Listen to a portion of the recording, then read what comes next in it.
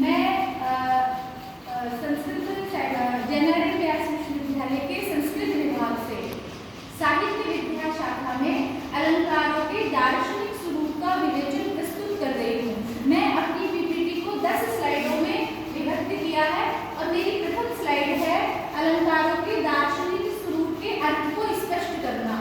जैसे अलंकार क्या होते हैं? अलंकार काव्य में शब्दों, अर्थ, रूप, अंगों के सौंदर्य वर्धक होते हैं।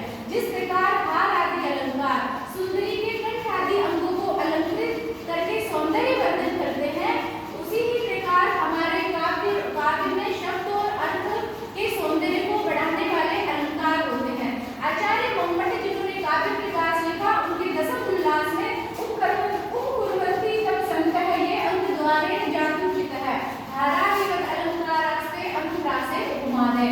अर्थात उनके कहने का अभिप्राय है कि जातुचित यानी कभी कभी शब्द और अर्थ रूप अंग के द्वारा रस को जो कभी कभी अलंकृत करते हैं वो अनुप्रास उपमा आदि हार आदि के अलंकार कहे जाते हैं। ये आचार्य मंपट की परिभाषा है।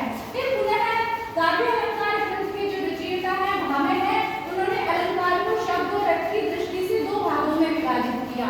सरस्वती कंठावरण ग्रंथ में आचार्य जो भोज है, उन्होंने शब्द और अर्थ और उदय इन 3 वर्गों में विभाजित करके बाह्य आभ्यंतर अलंकारों की संज्ञा दी। शब्दार्थ उभयो संज्ञा भी अलंकारं कवीश्वराः बाह्यात् आभ्यंतरान् बाह्याभ्यंतराच्च अनुशासति।